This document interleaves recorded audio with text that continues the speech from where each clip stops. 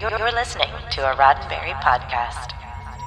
I think we need to jump right in because, I mean, I personally could probably talk about this episode for hours, but then they would probably edit half of that out anyway. And well, let me ask you, actually, to begin with, do you like this episode? I don't want to skip ahead. I love this episode. Okay, so it's one of your go-to faves. I guess, I mean, when we started doing this, I think I watched about the first 4 episodes or so, and then I found myself sort of getting confused on what we had already seen and what we had yet to see.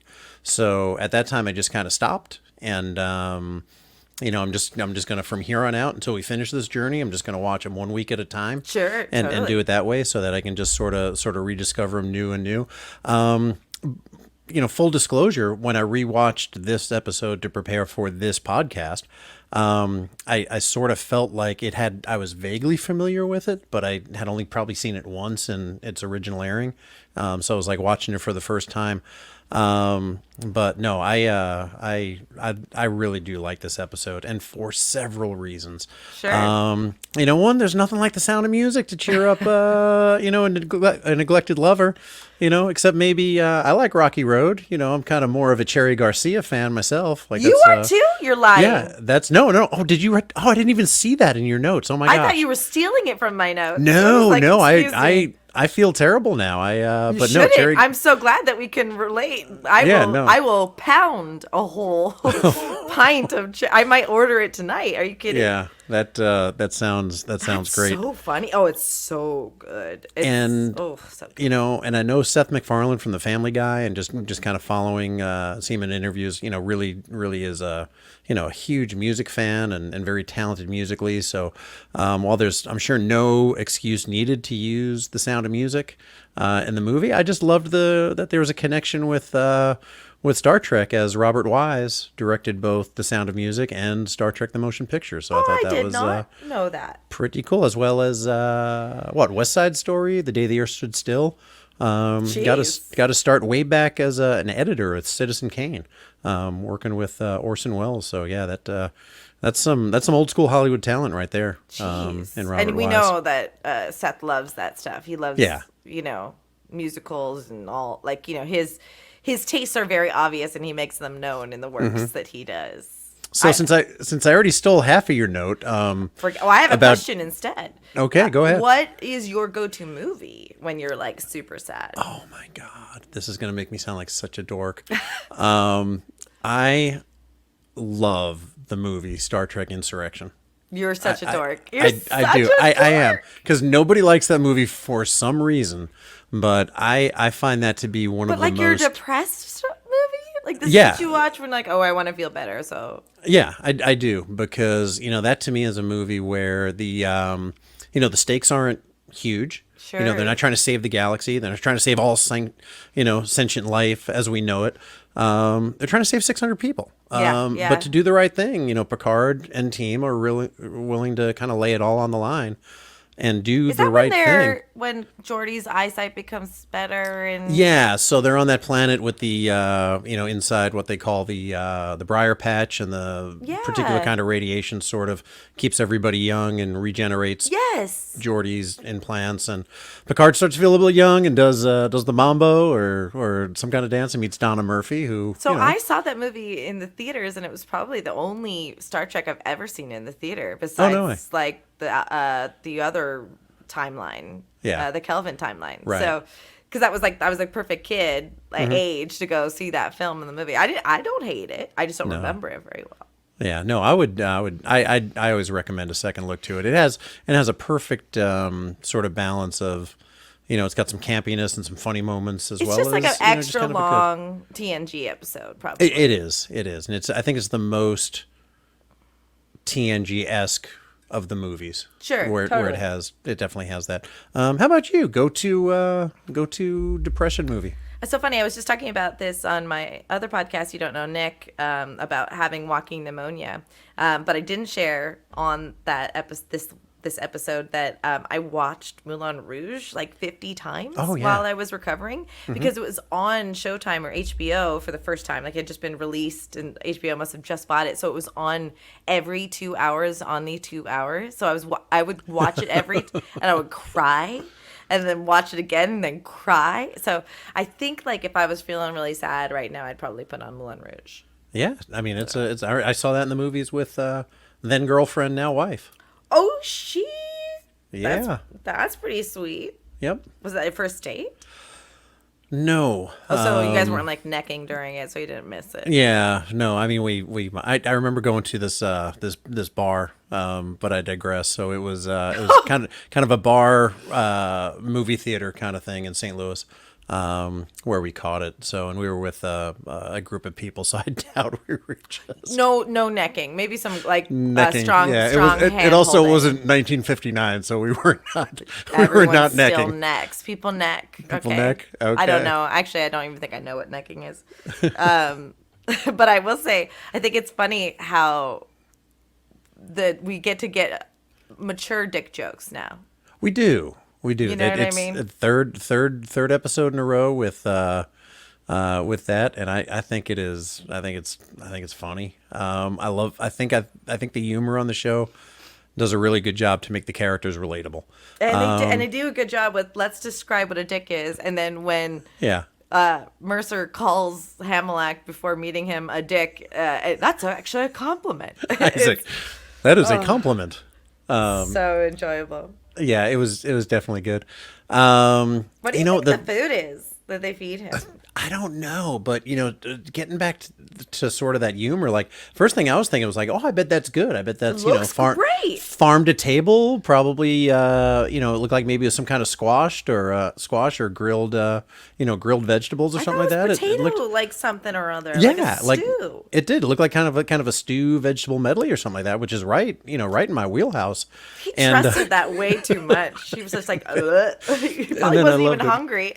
But I think it's just a great example of the humor making the characters relatable, and one of the things that Star Trek does is that they're all such exceptional individuals at times that I think the relatability suffers. Like they're aspirational. Like I would like to be like Picard and be able to, recite the complete works of William Shakespeare and, things like that. I'm not. I'll never be able to. But being maybe a little bit less knowledgeable and, just a little bit more using comic relief, at work or in a work setting like people do.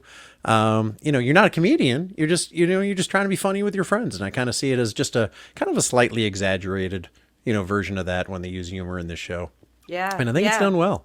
I think so too. I think it's relatable and it makes us go, oh, of course that would happen. Like, and again, I find TV and film is done well when we aren't rushing the point. And the time he takes to spit out the food is indicative of like they could have used that 30 seconds to storytell.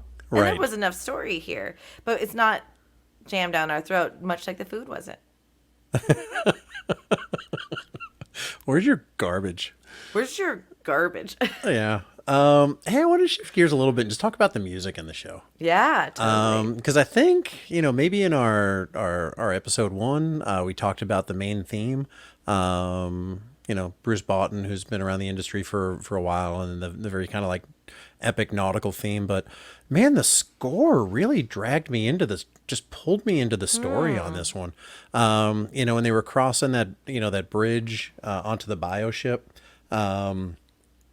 And I felt like that music was just perfect for this. So, the score is Joel McNeely is the person's name, and he's been involved with projects like the Avengers and Air Force One, and a ton of other credits, but I just kind of thought I'd pull those two out there. But just really, really did a great job of just opening up that world of this bioship, for me and being a great storytelling device. And that's what I think what it ought to do is help in that world building process that you have to do very quickly on a weekly show like this. Totally. There was it's interesting that he was on the Avengers. I was rewatching all of the MCU recently, and I tweeted, I was like, why is none of the music memorable? What happened here? Right. And several of my friends who are in the business of making money by having opinions about MCU and DC and all these things, very quickly, a lot of them responded with the same video, which is basically saying that there's been this symptomatic push to having acceptable, palatable scores that don't challenge the listener or the viewer, so that the show can be more readily accessible. Right. There's a lot of different factors that go into it, Sure. but I was like, geez, I know what Spider-Man is, and I know what Superman is. And there's like movies that I know just from the score.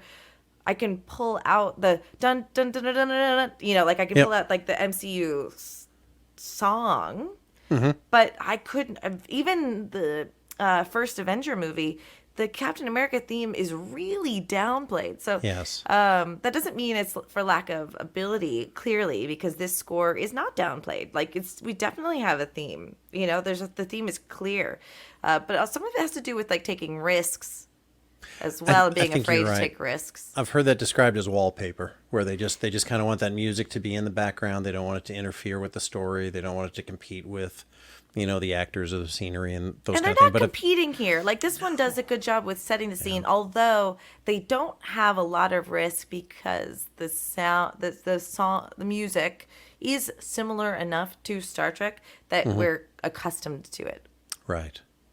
Just something, an observation. But yeah, just something, and I'd love to see, as we go forward, are they going to be able to effectively, use, that music to do the world building as they get into different storylines. I can't wait till we get to talk about like the song choices in the future too. There's pivotal for the storytelling as well. Yep. I got it. So one of the faces I recognized right away was James Harrison, who I recognized from 24. He played the leader of the kind of the resistance group, Did we ever get his the name? Reformers. We did. I jotted it down, I think, somewhere, but Yeah, we only heard it once. yeah, I only heard it once. I saw it on the subtitles, and I'll probably come across it, again in my notes coming down the road some. Great. But just a great, just a very, to me, relatable, kind of trustworthy character actor that I just kind of always puts me in a place where I'm like, okay, this is somebody that I can relate to. Totally. Yeah.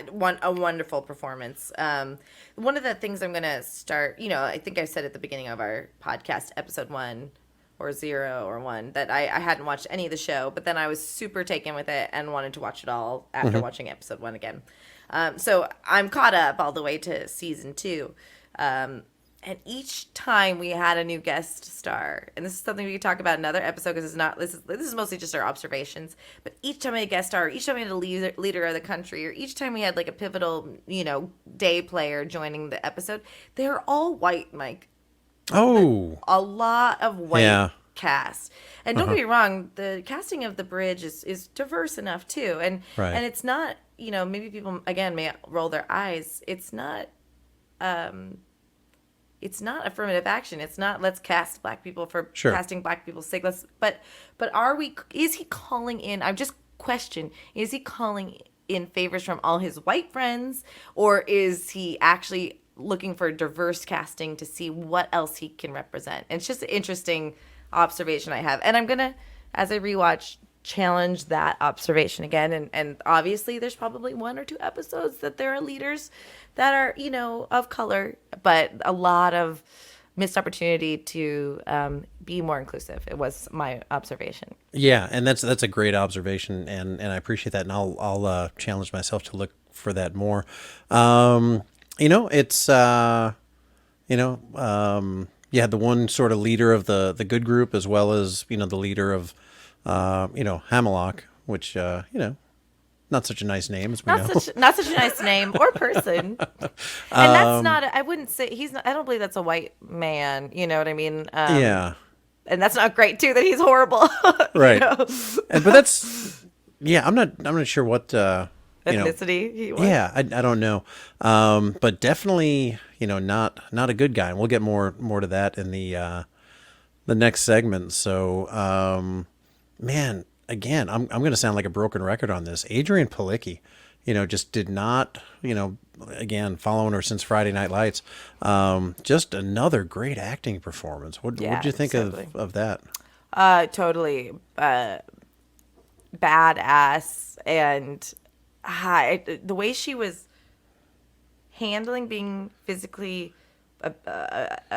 beaten while being interrogated, and then just still being really a dick about it. And it was really awesome. I would say I would probably relate to her pretty strongly, like how I would be, biting I don't know. I would hope I'm as cool as she is when being beaten. So if somebody asked you, like, where are your friends, you would say something like, I love Friends. Come on, that was so funny. It's so funny. And we were just talking about Central Perk on the last episode. That kind of Friends vibe. There it is. So full circle, Mike. Yeah. So end of podcast right here. We did it. So you brought that out with the Friends vibe, and then she did that. Yeah, there's a little place on in Manhattan. It's a good point. Maybe I didn't even realize. Maybe that was subconscious. Maybe I think that's pretty cool. I think so. But yeah, and just her, the way she kept fighting up, for herself. And like you said, even when she was, well, what about my friends are, one's banging your mom, the other one's giving him a high five. Fuck. And excuse me, F. Seth wrote that line. I know it, but it's so funny. So funny. She delivered it perfectly. She did, delivered it and just that kind of, resolve and, resistance to, being questioned was just, I think played perfectly. Yeah, I mean, I thought it was great, but you're, Seth MacFarlane, 4 for 4 right now on acting credits for the show. So writing credits. Yeah, excuse me, writing credits. So we'll see if that continues. Again, I don't really know, and I don't know how many people there are on staff to kind of vet things, and if there is a writer's room, I'm sure there has to be. But yeah, singular writing credit on all 4 shows. And James L. Conway, longtime Trek director, did 3 episodes of Next Gen and 7 of Deep Space Nine, 4 of Voyager, and 4 of Enterprise. So, so far it's got some definitely serious directing credits in the first 4 episodes as well. And we did discuss this with the tone and the storytelling of last week's episode about a girl, but this was really the most TNG episode we've seen so far. All of a sudden I felt like I was dropped right in. Like you could have put Picard in that situation right away. Right. Yeah, definitely could. I mean, last week, there was so much. Again, that was a time where I think we could have spoken for about 2 hours or more about that episode. Whether it's the messages, morals, and meanings we came up with at the time, or just many other ones that could have gotten folded into there as well. But a good episode. True. And I really did enjoy it. So what do you think's going on with Clyden and Bortus? I mean, new family, new kid, new marital stress, Oof. new, all of that, or something else, or? I think Bortus is pissed. I think he's pissed. Oh, I was gonna say too. What's his face? Isaac makes fun of, doesn't make fun when Claire reveals that she's afraid of heights and goes, of course you would with your frail body and your spinal cord. Frail body. She goes to stop him, but just a little foreshadowing. She touches his hand very nicely. I'm just going to say that. Oh, she did. Okay. That's all I'm going to say. Good. So if Yaphet was there, he would be jealous. I think you left that part out of your recap. Did I delete it? I think I deleted it. Okay. I said in my recap. I said he had another case of the Dr. Claire's. I thought I was very proud of that. But because we didn't deal with Yaphet again, I deleted it. It's because I was already over time. But Yaphet just is not taking no for an answer. He's not, but with this one anyway, he did confide that look, hey, I'm just lonely. Yeah. But what's he doing with the toothpaste? I don't want to know. You don't? I don't. Do you want to know? I want to know what made them write toothpaste and what they think. I guess I don't know. Other than that, I would think that if a gelatinous It's got to be his lube. It's got to be his like Vaseline. I don't know if it was that. It would just kind of be like if he was going to get together with something else, it would probably be another like blob of another blob of goo. Maybe he puts himself in the tube. So I think it's just instead of Mike, I think having a live female, he has some things are better not knowing. Yeah, it's just a handy tub of goo for him to play with.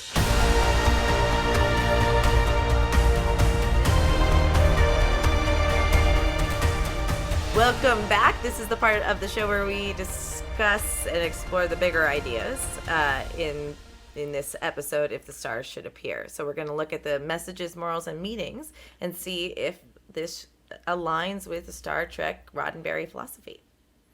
So I will answer that question with a question. Okay.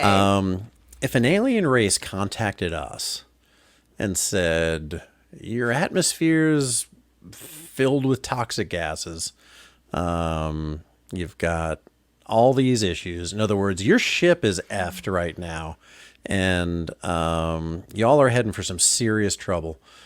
Would we believe them? If they looked like Seth MacFarlane, no. This is the one thing that gives me a hard time with all these TV shows. And again, we're supposed to suspend disbelief, and it's really to deliver messages. But the odds that every life form has evolved to be bipedal and humanoid is incredibly unlikely. Yeah. So I know that they have the equivalent of their own babblefish in their head to translate all of their conversations. But of course you're not going to believe them if they just don't look like they have the same markings on their face, but it might be on their butt. You know what I mean? Like, right. So I think it's a challenge. I think if it were to happen, though, if we were to take that out of the equation, if we were to look at the state of our society today, somehow it would be made to be politicized. Oh, and it wouldn't be, the people that are in power would have a very hard time relinquishing the kind of power that they're in right now. And that does involve keeping us subsisting on fossil fuels, trash food, alcohol, and underpaying jobs. So I think they would have a hard time going, oh yeah, let's go out, let's fix this for you. So right. So that was kind of my follow-up question. It was, would we believe them en masse, and then would the people in power believe them? Oh, the people in power already know, dude. Yeah. If you ask me, I'm just like a slight conspiracy theorist. Right. I think it's more likely. Okay, if you were to ask me, is it more likely that they know or don't know if there's life out there? They flippin' know. And like that, it's more likely they know. It's more likely they know the secrets to the world, and they're just playing a different game. So of course they would believe. I think the Halamek idea is pretty spot on, except that this one New York-sized city is just looking up to one man, and instead for our society we have a handful of leaders and powerful men and women. You know what I mean? Yeah, so I feel like he knows, and he at least suspects. And when when his excuse was, I can't go to the people with this, they'll never accept it. And Ed was like, or will you not accept it because you don't want to give up power? And I think that's really, the message to me was, it's not the denial of the situation for logical, critical reasons. It's denial of the situation because that means you would have to, certain people would have to give up power to make those changes, and that really is the, to me, the scary part of them. We've got all the information we need right now to make critical, logical, well-reasoned decisions, but there's so much misinformation put out by those who would have it otherwise. Yeah. There was a documentary that was released about the real biodome that was financiered by a millionaire, a crazy millionaire, who's like, we're just going to put these people in Arizona and a biodome. And I'm not going to remember the exact details, but aside from other things going wrong with the biodome or whatever, the findings of this biodome, the point was to see if we could make a sustainable life on a different planet if we needed to. And the findings were really actually climate change conducive, or like not conducive, but like proved a lot about what our planet is going through. And guess who owns the information of that right now? Steve Bannon. Oh, no way. I was going to go with like Bezos, but Steve Bannon owns all this information about climate change. So what that suggests is that these people know. They're just squeezing, like the Harkonnens, squeezing the very last of this era until we need them again to save us. So again, it was a documentary. I'm sure I'm wrong about something, but to say that like these people don't, that we are at like critical mass of certain things going very wrong. And it's not people, I think it's actually people being very long-term sighted and finding out how to keep people in control. Interesting. Thanks for your take on that. Yeah, but I've always believed, and I had a management professor in grad school that said, you can be the most well-intentioned individual on the planet. You could believe in saving the homing pigeon as your lifelong cause, and you start the Homing Pigeon Preservation Society. And now you become the first president of the Homing Pigeon Preservation Society, or insert your, whatever cause you like. But once that organization is formed, and once you are president of it, your priority changes from preserving the homing pigeon to self-preservation and holding on to power. Whoa. And that is where I think, that's where I think Hammerlock was with this, in this case. And I think that's where folks are when they are faced with the reality that a lot of changes need to be made that's going to negatively impact them. It's tough. I have a hard time wrapping my head around what drives people to power and how futile it is. Ultimately, when you think about it, but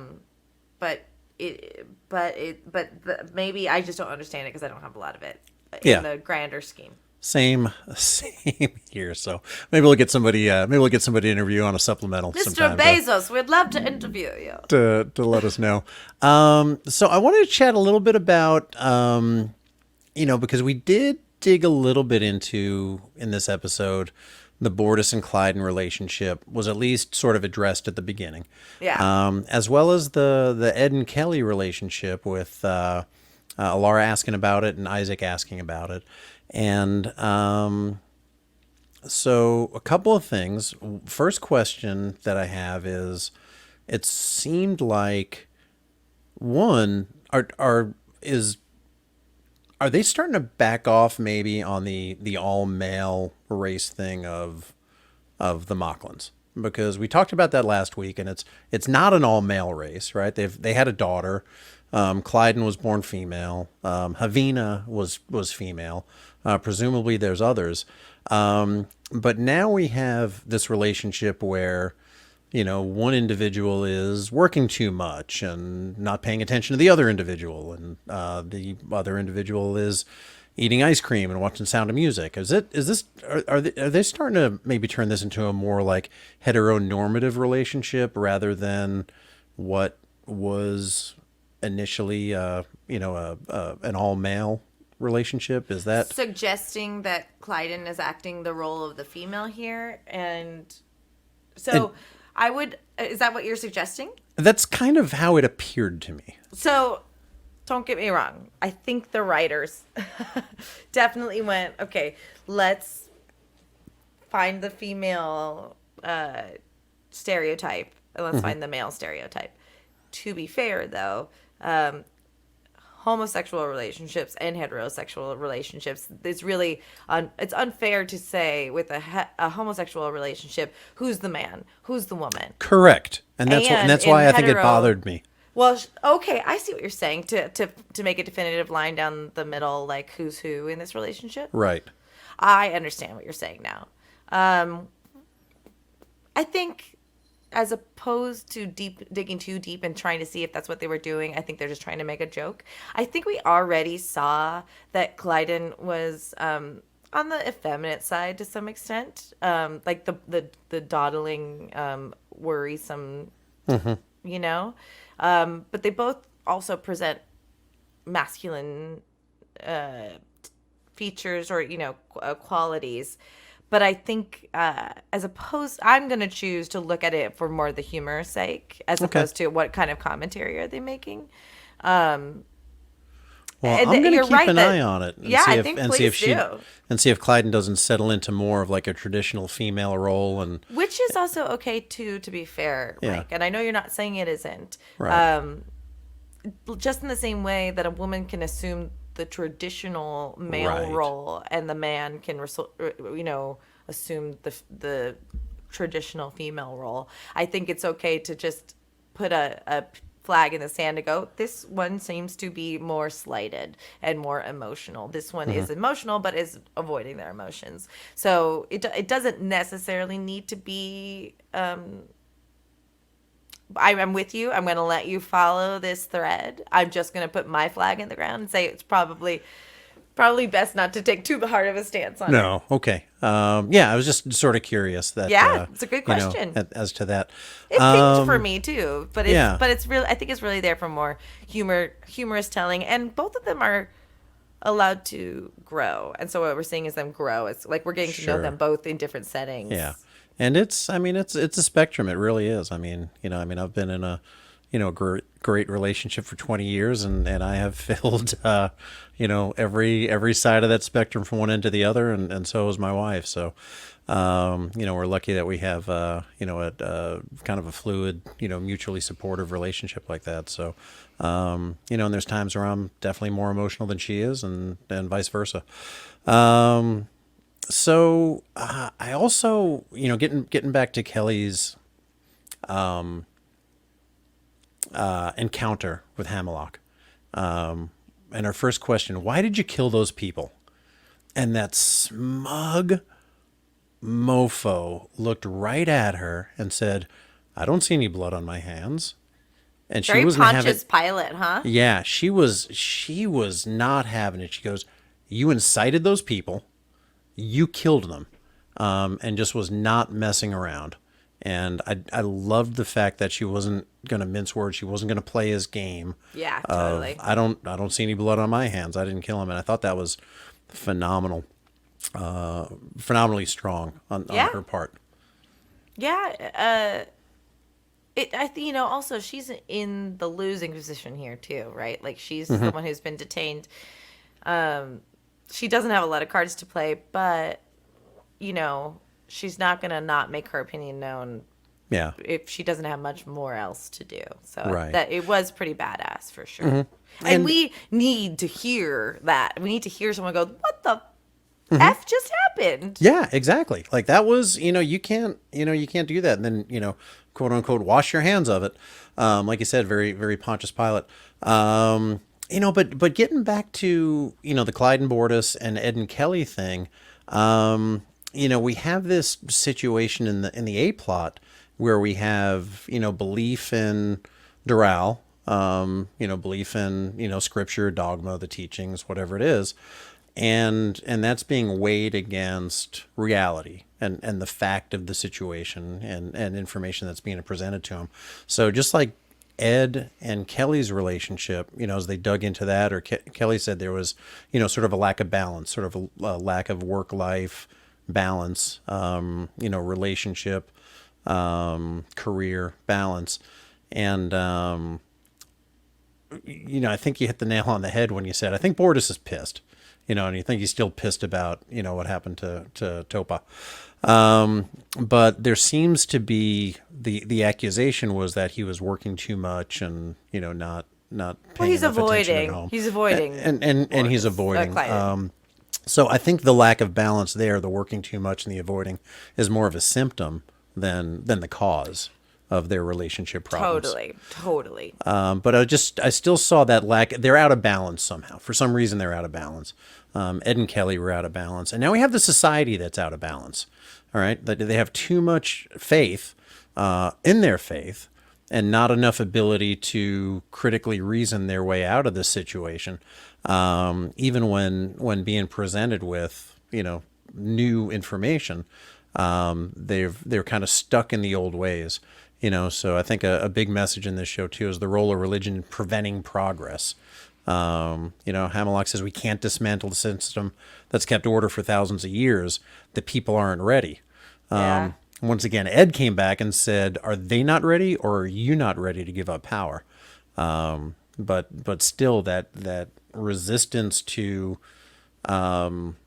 new information because of your faith is a thing that, look, there's a lot of people of faith, and it does wonderful things to them. It gives them perspective, it gives them relationship, it gives them community, it gives them, a lot of great things. But what it shouldn't do is give you the inability to think critically and think logically. And I think that's where the society was out of balance. Well, and you do see in our own history the misuse of religion as a power tool over and over again. Sure. But yes, my favorite people who practice a religion are those that are open-minded and accepting. Right. And I'm not a practicer of a religion anymore, but I'm the first to say that Jesus was really cool and really accepting and really liked the people you shouldn't like, and was like if I'm to believe what I read in the Testament in Catholic school, in the New Testament, he was pretty righteous. Like, he was pretty cool. So the type of Christians or other religions I might want to hang out with, the people that know how to, what's up with that, so Right. But you do see time and time again, especially in the Catholic Church, charging to entry into heaven, not having the priest speak Latin to withhold the information from the masses, book burning and things like that, in order to keep people in control. And so, very quickly, I'm so curious. I'm gonna be honest. I don't know if this is my favorite episode, but where I thought it was gonna get boring, it ended up becoming interesting, especially with all of a sudden Alara's been shot, and Right. Now that this dictator is just condemned this man to death, they found ways to keep me make me feel like I was watching something that I hadn't already watched. That's what I was initially feeling, right? Yeah. Especially with how awful it was that Kelly was being beaten to be interrogated, but it was really intense to watch, and I think that's sometimes why the humor does some of the work for us too. If we really just were watching a rehashing of TNG, I don't think it would be doing as well as it is now, even if Seth wanted that or not. Yeah, it felt like the stakes were real. I mean, when Yeah, Laura got shot, totally. I was genuinely shocked. Yeah, totally. When Kelly was getting beaten, I was genuinely, upset. It's exactly. upsetting. Yeah. So when, Hammerlock was being just so arrogant, I genuinely had, disdain for that character. So I think it did, a really good job of storytelling and bringing me into it. We're what, 4 episodes in now? And, I feel like the show is definitely paying big dividends for me. To me, the whole show was, and we'll just jump right into it. We're getting into the part of the show where we talk about morals, meanings, messages, and does the show align with the Star Trek Roddenberry philosophy? For me, this was a great way. I saw it initially as a great analogy to, climate change, global warming, the problems that we're having on our, spaceship Earth, Yeah. that, so many people are in denial about, even when faced with, with evidence, and, they should have the ability to think critically and logically for themselves. So I don't know that, people would get it, but I did initially see it as that spaceship Earth analogy, and we're, on kind of an effed up spaceship that's, going to burn up if we don't do anything to change it. And that was kind of, to me, sort of the big message of the show. And then I kind of got into that, work-life balance, faith, reality balance. and those yes. kind of things as sort of to support that, that main theme. And when the more I got into it, and I watched it probably 3 or 4 times to prep for this, I just kind of kept finding more and more stuff in it. But how do you feel? What are your sort of big messages? Does it stand up to the Star Trek philosophy and kind of? Yeah, I think exactly what you said. That we're looking at what Star Trek does so well, which is give us a topic that we could be dealing with currently in our current society. They must have like a big whiteboard of like all the problems in the world right now. I go, you know what? Let's deal with this one today. And it was a perfect allegory for climate change. I think the thing that bothers me is that there really isn't a simple fix like they have. No, it's true. Especially to power dynamics and to imminent destruction. So it's kind of easy to say that they fixed it simply, and we just don't have that luxury. But still being able to be faced with the opportunity to look critically at these things is super Star Trek. It really is. And we also just had a super heavy episode, and then they followed up with like real stakes, real life. But again, not too heavy for our people. I don't know. It's yes and no to that. I think it's the right amount of stakes. I really do. Totally. Like I said, I mean, not everything needs to be saving all sentient life in the galaxy like we've been getting from, other shows more recently. But, just about a month ago, my dad and I were having a conversation, and he's, probably the smartest person I've ever had the privilege to be around. Very mathematical engineer by trade, math and physics major in college. And, kind of always sort of followed my mom to church on Sundays because he thought, as he put it, I'm kind of taking a gamble that, this is worth it. And if it's not, then the downside is, I'm out an hour a week. And, if it works, the upside is I'm good for eternity. Right. I hear him. And that's an actual thing. Mathematician Blaise Pascal, who is a French mathematician and philosopher, it's called Pascal's wager. And it's a philosophical argument that, human beings wager their lives that either God exists or does not. And the rational person should live as though God exists and seek to believe in God. And if they do not exist, you'll only have a finite loss, some pleasure or luxury. Maybe you'll abstain from, certain kinds of things that it says you shouldn't do.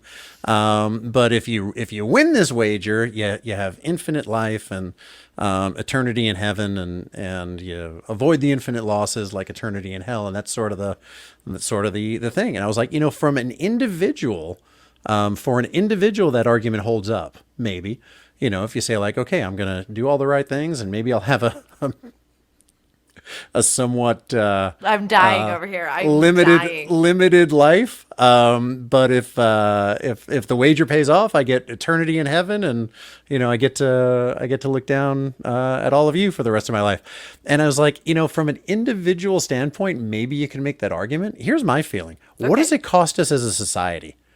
What does that line of thinking cost people as a society? Freedom, when a culture becomes ability to think critically. Yes. How about keep going? You're right there with me. How about being able to share power equally? Yes. Wages All that are equal. Correct. Equality among people. Strangely, and I get that religion is supposed to give us a guideline to treat others well, but not at the sacrifice of being happy for yourself. Yes. So, I think it costs a culture that's a slave to these rules, the dogma, and the rituals. They lose the will, or worse yet, the ability to think critically. I thought I was really going to come to blows with you on this one because I was like, oh no, Mike, no. So, and then you have such a society. Is it going to fail to progress? Is it going to fail to evolve? Is it going to fail to adapt to new information?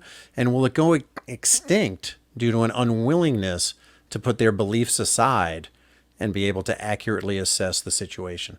And I think that's where that too much reliance on faith and not enough acceptance of new information and the ability to think critically and reasonably and make good decisions is where this society was, and where I fear many people in our society are. There are people that are there. There are also people that are faith-based, religious people that are not there. They exist. There was a traveling priest who was going around not teaching anti-abortion, but was teaching safe sex, which is treating one of the reasons why people have abortions. Correct. Root cause analysis. Well, there you go. Yeah. So, as opposed to teaching abstinence, how are we helping our culture ultimately?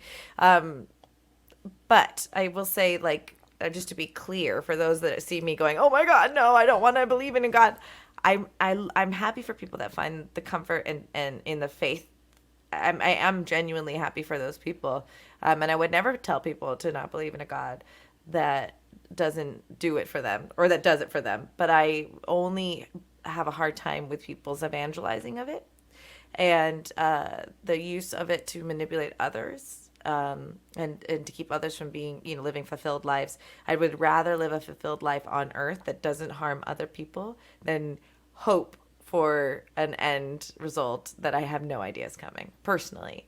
But and I'm not close-minded personally to the idea that God exists. I think I'm looking for a different definition. Personally. Yeah, I've kind of taken that argument and flipped it on its head personally, where, I just think if you are the best person you can be, and you treat people, with dignity and with respect, and try to help them accomplish their goals and exercise some servant leadership, where you put the betterment of other people ahead of your own, personal, needs, your own personal desires, your own personal gain, then, it's a win-win. And whether or not, you can point to any factual, logical conclusion to your life and, where you might end up next, I'm still going to say, I did my best to do it the right way, and, let the chips fall where they may. I think you're really smart, Mike. Well, thanks. And I think that's the kind of humanistic message that this episode sent to me, and I think that's why it aligns really well with the Roddenberry Star Trek philosophy. The opportunity again to talk about this stuff and trying to dissect it. If they're getting us to do that, that's good. It's good on them. Mm-hmm. And if listeners, watchers, if you feel like we missed something or have any ideas, feel free to reach out to us on Twitter and email us, and we'd love to hear your thoughts. We'd love to hear your thoughts. Mission Log, the Orville, is produced by Roddenberry Entertainment, executive producer Rod Roddenberry. Our website and your opportunity to comment and connect with us is podcast.roddenberry.com. Join us next time on Mission Log, the Orville, as we discuss Priya.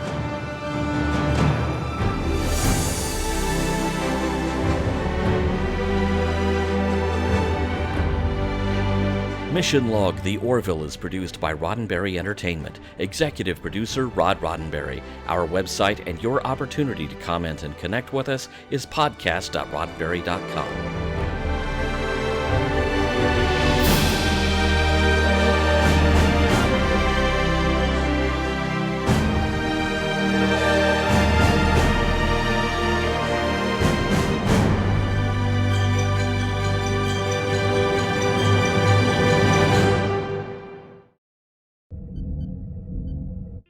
This is a Roddenberry podcast. For more great podcasts, visit podcast.roddenberry.com.